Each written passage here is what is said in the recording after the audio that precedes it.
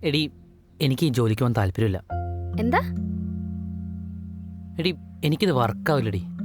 പിന്നെ നീ എന്താ ഉദ്ദേശിക്കുന്നേ? ഒരു പണിക്കും പോകാതെ ഇവിടെ ഇങ്ങനെ ഇരിക്കാന്നോ?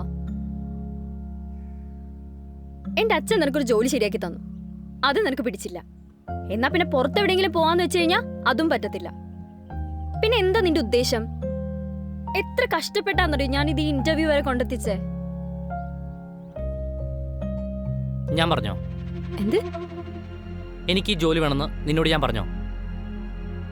ഇല്ലടാ, എല്ലാം എന്റെ മാത്രം തെറ്റാ. ഒരു പണിയും ഇല്ലാഞ്ഞിട്ടും നിന്നെ കെട്ടാനായിട്ട് എന്റെ വീട്ടിൽ കൺവിൻസ് ചെയ്തില്ലേ? അങ്ങനെ എല്ലാം എന്റെ മാത്രം തെറ്റാ. നീ ഒരു പണിക്കും പോണ്ടടാ, ഇങ്ങനെ വീട്ടിലിരുന്നോ. അമ്മു അങ്ങനെയല്ല, നീ എനിക്ക് പറയാനുള്ളൊന്നും കേക്ക്. ചുമ്മാ കുറെ ഉടായിപ്പ് ന്യായം പറയാനാണെങ്കിൽ എനിക്ക് കേൾക്കണമെന്നില്ല. അമ്മു, എനിക്കൊരു യൂട്യൂബ് ചാനൽ തുടങ്ങിയാൽ കൊള്ളുന്നുണ്ട്. എടി വർക്കാവും, എനിക്ക് നല്ല കോൺഫിഡൻസ് ഉണ്ട്. കോൺഫിഡൻസ്? എടാ നിനക്ക് കുറച്ചെങ്കിലും കോമൺ സെൻസ് ഉണ്ടോ? കുറെ കാലം സിനിമയുടെ പുറകെ പോയി, ഇപ്പൊ ദേ അടുത്തത്. ജീവിക്കാൻ നീ കണ്ടുപിടിച്ച ജോലി ഇതാണോ? അമ്മു അങ്ങനെയല്ല, എനിക്കൊരു കുക്കിംഗ് ചാനൽ തുടങ്ങിയാൽ കൊള്ളുന്നുണ്ട്. നീ എൻ്റെ ഫുഡിൻ്റെ സ്റ്റോറി കാണാറുള്ളല്ലേ? എടാ ചുമ്മാ നേരം പോക്കിന് ഇൻസ്റ്റയിലും വാട്സപ്പിലൊക്കെ സ്റ്റോറി ഇടുന്ന പോലെയാണോ ഇത്?